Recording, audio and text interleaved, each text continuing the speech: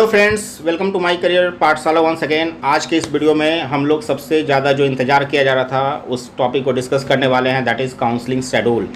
15% all India कोटे की counselling की शेड्यूल आ चुकी है। जो काउंसलिंग के पूरी शेड्यूल दी गई है वो 3 राउंड की counselling, first round, second round और मॉपअप राउंड की जो काउंसलिंग है उसमें जो नंबर ऑफ डेज़ कवर्ड किए जाएंगे अप्रॉक्सीमेटली 61 डेज, यानी बहुत लंबा टाइम ड्यूरेशन काउंसलिंग के लिए शेड्यूल कर दिया गया है। अब ये ऑल इंडिया की काउंसलिंग के जो शेड्यूल आए हैं इसके हिसाब से ही अब बाकी स्टेट अपनी काउंसलिंग के शेड्यूल अपने अपने स्टेट में डिक्लेयर करेंगे। इसके साथ वो टैली करके कि ऑल इंडिया कोटा की जो काउंसलिंग की जो शेड्यूल है उसको वो मैच करके वो डेट देख करके फिर स्टेट अपनी काउंसलिंग शेड्यूल अरेंज करेगी। अब फर्स्ट राउंड, सेकेंड राउंड और मॉपअप राउंड की जो काउंसलिंग है उसमें जो कॉलेज पार्टिसिपेट करने वाले हैं वो ऑल ओवर इंडिया के जितने गवर्नमेंट कॉलेजेज हैं, चाहे वो किसी भी स्टेट के हों, उसकी 15% सीट इसमें पार्टिसिपेट करेंगे। इसके अलावा जो सेंट्रल यूनिवर्सिटी है लाइक BHU,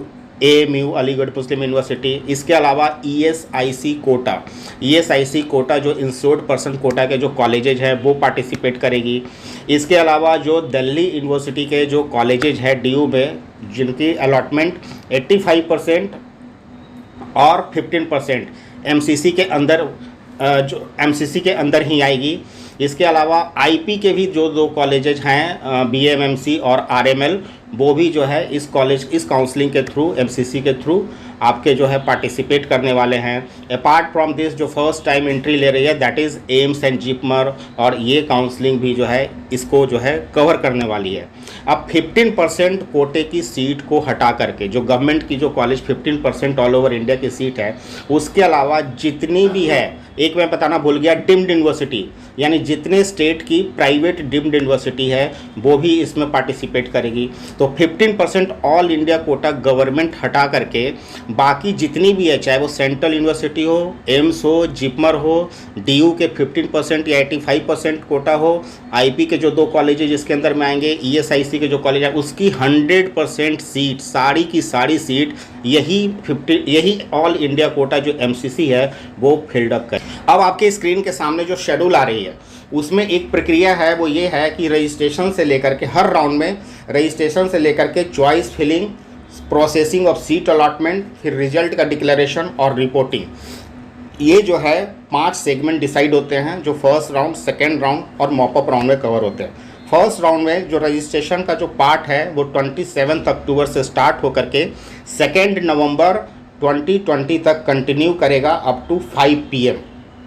और जो पेमेंट की फैसिलिटी है, अगर आपका जो है ऑनलाइन पेमेंट नहीं हो पाता है तो आप जो है RTGS NEFT भी करते हैं, इसमें ऑप्शन आता है जो जब भी आप रजिस्ट्रेशन करोगे तो उस टाइम में आपको ये पता चल जाएगा। उसके बाद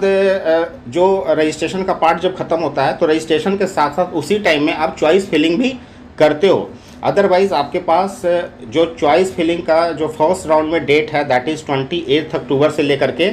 2 नवंबर तक। 2 नवंबर के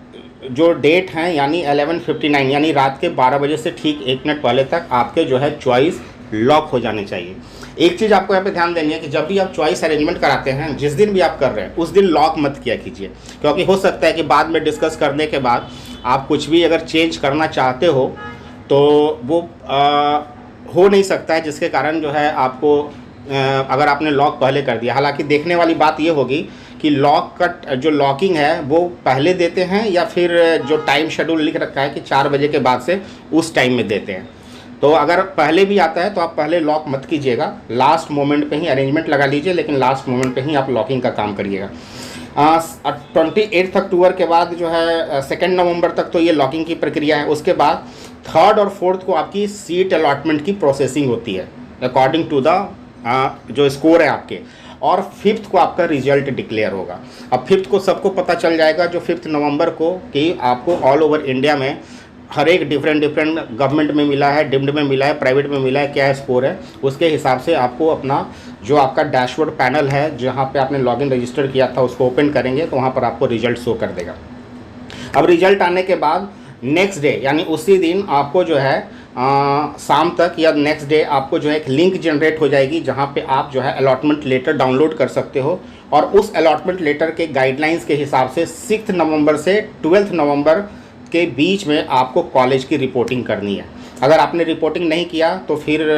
13 नवंबर को जो भी है उसके बाद जो है सीट वापस हो जाएगी सेकंड राउंड के लिए और फिर सेकंड राउंड में पार्टिसिपेट करेगी। इसी तरीके से फर्दर देखो, सारे डेट मेंशन है, आप एक बार इस सीट को अच्छे से देखो। सेकंड राउंड में 18 नवंबर से लेकर के आपका जो है वो 22 नवंबर तक है, फिर as it is choice filling locking चलेगी, फिर आपके 25 को रिजल्ट आएंगे और फिर आपका 2 दिसंबर तक आपका जो है वो लॉकिंग की 2 दिसंबर तक आपके जो है रजिस्ट्रेशन के पार्ट हैं। अब ये सेकंड राउंड ख़त्म होने के बाद अब जो गवर्नमेंट कॉलेज की जो 15% जो सीट होगी ना, जो बच जाएंगी, वो अपने अपने स्टेट में वापस चली जाएगी और वो स्टेट काउंसलिंग के सेकंड राउंड में पार्टिसिपेट करेंगी। अब जो मॉपअप राउंड यहाँ पे होगा, वो मॉपअप राउंड में 15% गवर्नमेंट कॉलेज की सीट निकल करके बाकी जितने भी बचे होंगे, जो सेंट्रल यूनिवर्सिटी है, डिम्ड यूनिवर्सिटी है, ESIC के कॉलेजेस हैं, एम्स है, जिपमर है या DU के जो कॉलेजेस पार्टिसिपेट करेंगे, वो सारे के सारे अब मॉपअप राउंड के काउंसलिंग में पार्टिसिपेट करेंगे और उनकी चॉइस लॉकिंग प्रक्रिया जो 10 दिसंबर से स्टार्ट होगी और 24 दिसंबर तक उसकी रिपोर्टिंग की जाएगी। तो ये पूरा का पूरा शेड्यूल आ चुका है आपके सामने, आप इसको एक बार ध्यान से देखिए। थोड़ी सी ब्रीफिंग हमने कर दी जो आपको इससे एक आइडिया लग जाएगा। अब 24 दिसंबर के बाद फिर जो है वो फाइनल जो